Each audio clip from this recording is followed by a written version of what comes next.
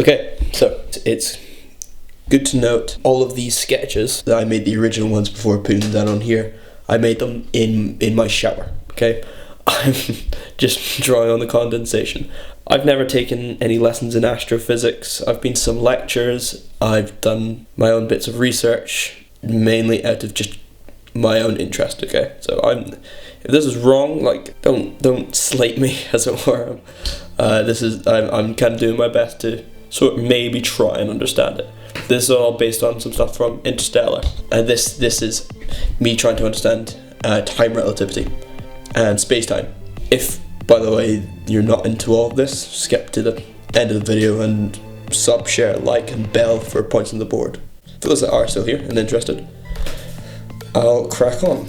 I did this so that I could try and visualize space-time and the flow of it and how dense matter in space affects it.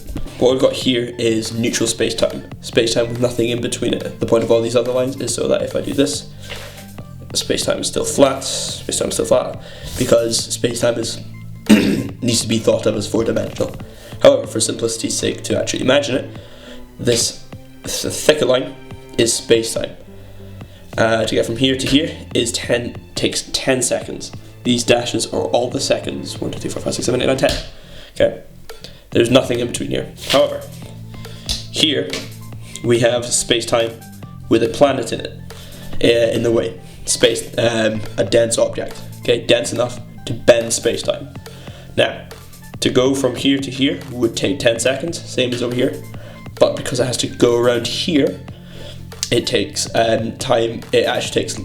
It takes longer on this axis. Now, I originally had the assumption that it added seconds on. So instead of getting from here to here taking 10 seconds, it would take 20 seconds. This adding on another 10 seconds.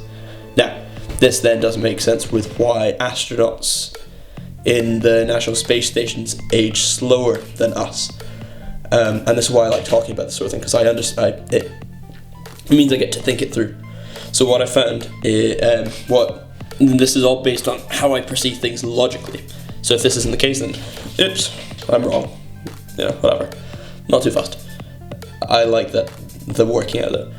So the conclusion I came to, which I'm sure all of this has already been discovered. I'm not doing anything grand. It's just interesting. I like it. So imagine. So these dashes are still here. Here to here is 10 seconds. Now, you've got two types of time. You have clock time, which is what we measure on Earth and can measure with simple numbers. But then you've got space-time. Space-time is a force, and it's a force that can be stretched, compressed, twisted, all that shiznay. Okay, so these seconds, these dashes represent space-time seconds, not our clock seconds. So they can be manipulated, they can be stretched. So what happens is here to here doesn't take 20 seconds, it still takes 10 space-time seconds, but these seconds are stretched. So it goes 1, 2, 3, 4, 5, 6, 7, 8, 9, 10, because the density and the gravitational pull on space-time stretches the seconds, which then would make sense that anyone in this orbit or in this time slip would age slower than people on this time slip, and then so forth. The closer you get into closer to the center of the object. However, because it's a full dense object, it doesn't really matter. So that's cool that I understand that. And then I thought, now this is where I sort of think if I get things wrong and stuff, and I don't know the technologies or the theories behind it, I don't know if they've been proven wrong, I just like the idea, so I went into it. So here, let's say here you've got something so dense that that space-time is stretched so much, like this, okay? Here to here is 10 seconds, but going around here stretches it to make it feel like 40 seconds, even though it is still that it's stretched 10 seconds, but it's stretched considerably more than the last figure. But if it's stretched so much because this object is so dense. So if we find something dense enough, then I thought it would be a cool possibility that I'm sure has been discussed already, that you can then slip between these time slips here. So instead of going right around, just go, making this instantaneous and more, well, not instantaneous, but making this closer to the original seconds, making anyone that is in this time loop immediately older by the time you get to here, which for you would be shorter, so you'd be younger considerably, which I thought was kind of cool. What would happen if that happened? So then, in the context of Interstellar, in Interstellar you have Gargantua here, which is a black hole, singularity, the singularity being down at the point, and then the first planet they originally go to a water planet, which turns out to be the ratio of hours there, because of the time slip, is 1 hour on there is 7 years outside of the is 7 years back on Earth. If you watch Interstellar, the water planet, that's the first one they go to. She got a message. So, from what I understand, is how this works is because you have this dense object in space-time, and this denser object in space-time further along.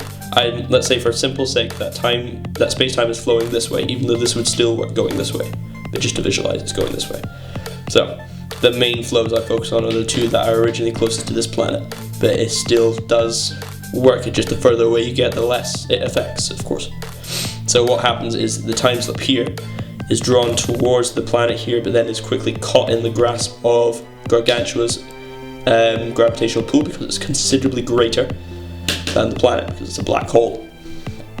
Pulling it from here, it means that time is is stretched here, then condenses very quickly again, and then is stretched incredibly.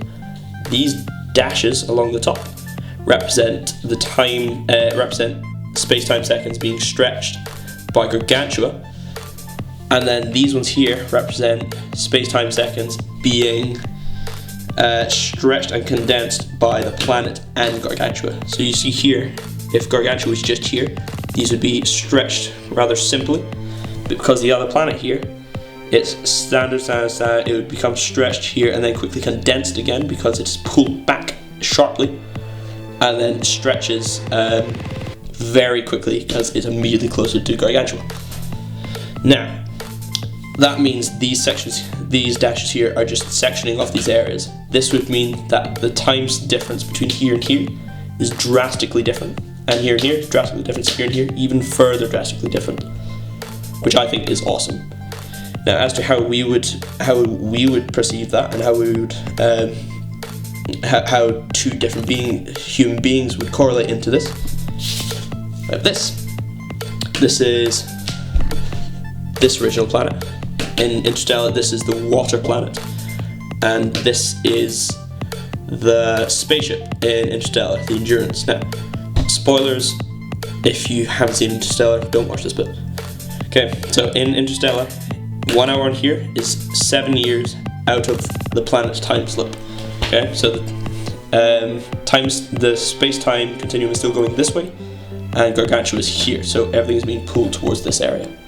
So what happens here is it's pulled down quickly around the planet and then quickly slips off towards Gargantua, same sort of here. So the time slip is within here. Now, the ship needs to stay out of the gravitational pull of the planet, but still needs to stay as close into the time slip as possible. Now the closest they could get to that apparently was keeping 1 hour on here being 7 years here. Now, as far as how I think this works, is how we would perceive that is, turn that off, person here, person up here. Within this time slip here, we won't notice any difference because we're too close to the surface, where space-time is already along this planet's continuum. However, out here, outside the planet's time slip, and therefore out of the planet's gravitational pull, because space-time is affected by the gravitational pull, if you go inside the same time slip, then you will be affected by the gravitational pull, and they don't have the fuel to afford that in the film. Anyway, that's the context. So they are outside of the time slip, which means that because time here is quickly condensed here, but still stretched here, they are experiencing time quicker than they are experiencing time slower. So let's say it is 2 times slower for them, but it's 8 times quicker for them. So that's why these will people here will still age slower than they will. They experience time quicker than they age slower. Okay, so I thought of some consistency problems with shit. That's all we're in there. Fuck. With this here, ignore the colors if you can. This here was figure 3, which was the idea of something so dense that it bent space-time enough for you to travel through here. Now, this is a shoddily drawn thing. So my issue was thinking of this in 3 dimensions. That okay, so well, if you go here, there will just be another corresponding angle of space-time going this way, as it is here in this one, figure 1. That if you go around here and try to slip through here, there will be another counteracting space-time slip to counteract you, keeping you in balance on this stretched 10 seconds. However, this is where I've come up with this colourful monstrosity. Now, the brown line in the middle is the dense object. Obviously these would be further apart depending on how dense, but this is something dense enough so that space-time completely is or this is something that's dense enough, or maybe even some form of electromagnetic structure or electrodense structure that can then bend suddenly, bend space-time at these particular points. Now, the points of bending are here, here, here, and here. They're marked as pencil, green, orange, and blue. Now, if you can get the angle right, and you travel exactly parallel with this to hit here and travel through this time loop here, then you're still slipping through each one of these time stretches. So each of these colors represent another one of the angles of space-time, which I thought would be counteracting forces to slip through these closing gaps of space-time dilating. However, as you see, if you can slip through here, you are still cheating these other forces of space-time, which are still being dilated by the dense object in the middle. Slip around to green, you're still cheating these.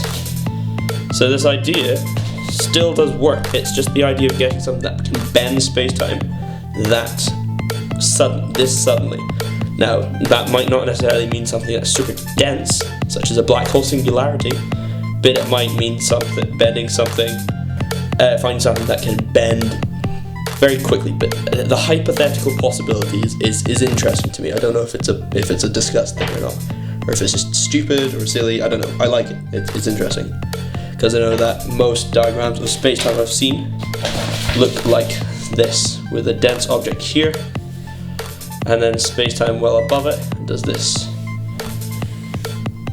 And there's that. That's shoddy because there's that camera on my groin. That's what I've seen. But I'm just wondering if there's a way of these 2 points of space-time being brought closer together to create something similar to this. I thought this was all very cool. I was real into it.